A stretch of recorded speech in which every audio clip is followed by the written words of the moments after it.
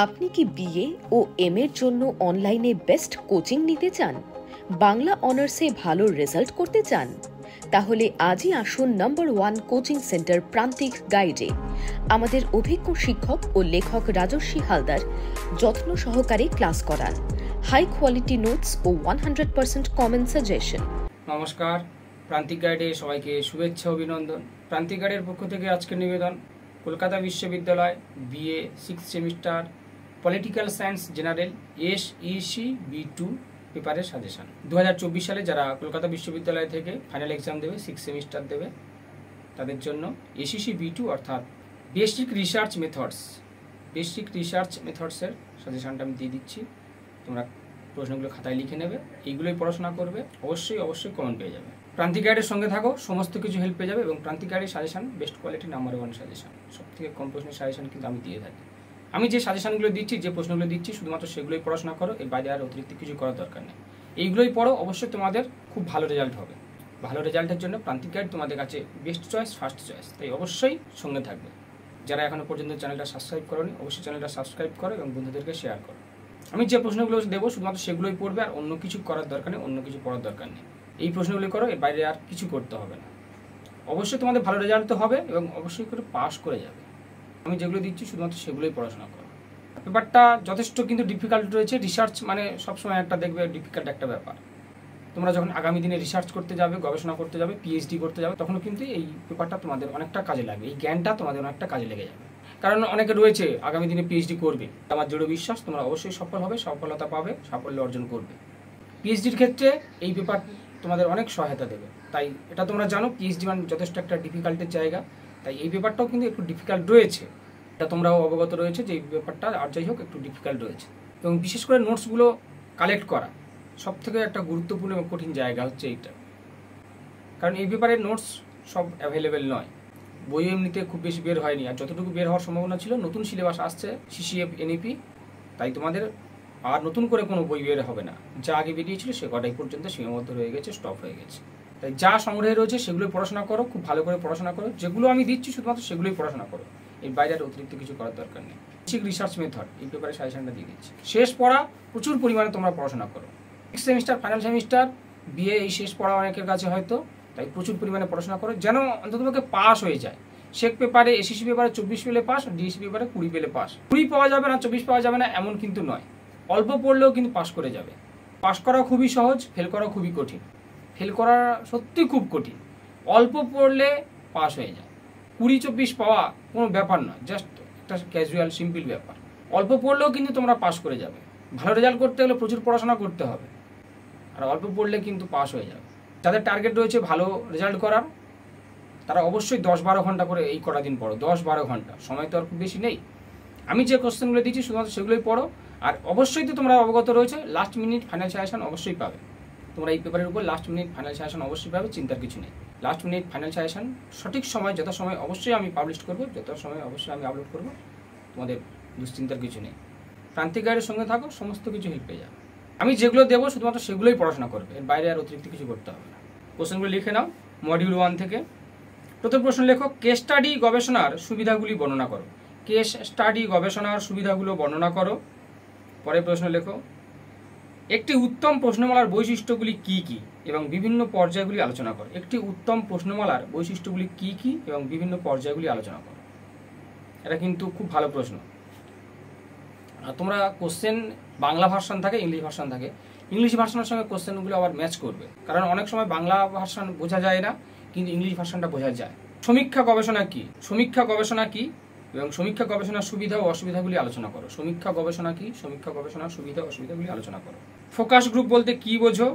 এই পদ্ধতিতে গবেষণার সুবিধা এবং অসুবিধাগুলি আলোচনা করো এবং ফোকাস গ্রুপের উদ্দেশ্যগুলি কি কি তা আলোচনা করো। রিপিট কোশ্চেন, ফোকাস গ্রুপ বলতে কি বোঝো এবং এই পদ্ধতিতে গবেষণার সুবিধা এবং অসুবিধাগুলি কি কি তা আলোচনা করো। ফোকাস গ্রুপ গবেষণার ক্ষেত্রে কি কি সুবিধা রয়েছে, কি কি অসুবিধা রয়েছে এবং এর উদ্দেশ্য কার্যাবলী, উদ্দেশ্য অবশ্যই লিখে নাও। পরের প্রশ্ন, পাইলট সার্ভের গুরুত্ব আলোচনা করো। পাইলট সার্ভের গুরুত্ব বিচার করো বা গুরুত্ব আলোচনা করো। পাইলট সার্ভে এটা করবে।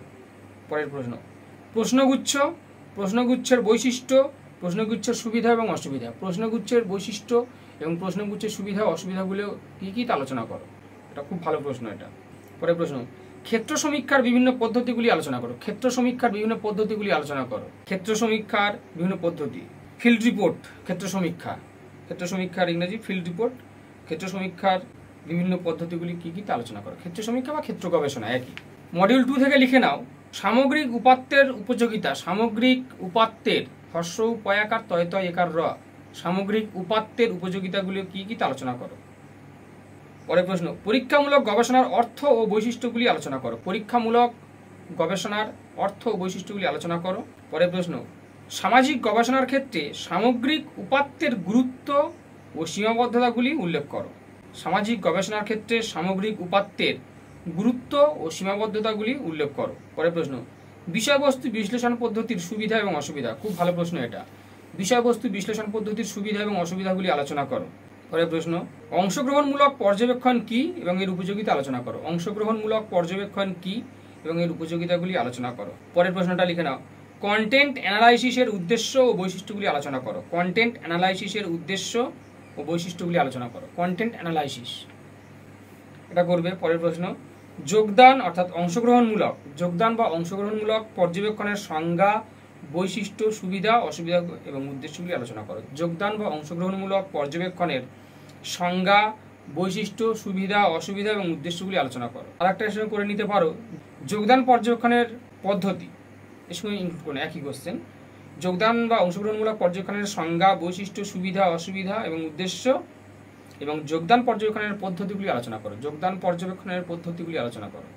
বেশ, মডিউল 1 and 2 মিলে এই কোশ্চেনগুলো, এইগুলোই পড়ো। এখান থেকে অবশ্যই কমন পাবে, তোমাদের ভালো রেজাল্ট তো হবেই এবং পাস করবে, কেউ ফেল করবে না।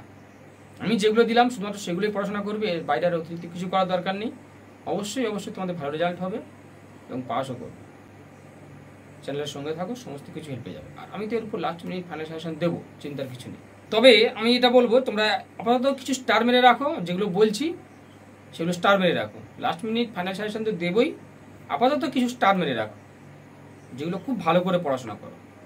সবগুলো পড়ে নেবে, সবগুলো অবশ্যই পড়বে, সমস্ত কোশ্চেনগুলো অবশ্যই পড়বে, রিডিং দেবে, রিডিং দেওয়ার পরে নোটসগুলো মুখস্থ করবে ধীরে ধীরে, তারপরে লেখা প্র্যাকটিস করবে। না লিখলে কিন্তু ভুলে যাবে, বিশেষ করে এই বেসিক রিসার্চ মেথডে সমস্ত পেপারে, শুধু এই একটা পেপার কেন, এটা হতে বিশেষ করে বলছি বেসিক রিসার্চ মেথড পেপারে, কিন্তু সমস্ত পেপারে কিন্তু নোটস লিখবে, লেখা প্র্যাকটিস করবে। যদি তোমরা লেখা প্র্যাকটিস করো তাহলে তো কিন্তু ভুলবে না, তাহলে সারা জীবন মনে থাকবে, পরীক্ষার সময় দেখবে খুব ভালো নোটসগুলো নামাতে পারছো। এর মধ্যে এগুলো থেকে তোমরা নোটি স্টার মেরে রাখো, কিছু কিছু ভালো করে পড়াশোনা করবে। যেগুলো কেস স্টাডিটা করবে, কেস স্টাডি, সমীক্ষা এবং ক্ষেত্র সমীক্ষা, সমীক্ষা এবং ক্ষেত্র সমীক্ষা, ফোকাস গ্রুপ আর প্রশ্নগুচ্ছ, ফোকাস গ্রুপ আর প্রশ্নগুচ্ছ, এই কটা খুব ভালো করে স্টার মারো। আর মডিউল 2 থেকে স্টার মারবে তোমরা পরীক্ষামূলক গবেষণার অর্থ এবং বৈশিষ্ট্য, পরীক্ষামূলক গবেষণার অর্থ এবং বৈশিষ্ট্য। আর সামাজিক গবেষণাটাও, সামাজিক গবেষণার ক্ষেত্রে সামগ্রিক উপাত্তের গুরুত্ব, সীমাবদ্ধতা, এটা করবে। বিষয়বস্তু বিশ্লেষণ পদ্ধতির সুবিধা অসুবিধা, এটাও খুব ভালো করে করো, বিষয়বস্তু বিশ্লেষণ পদ্ধতির সুবিধা অসুবিধা। আর কন্টেন্ট অ্যানালাইসিসের উদ্দেশ্য, বৈশিষ্ট্য আর যোগদানটা খুব খুব খুব ভালো করে করো।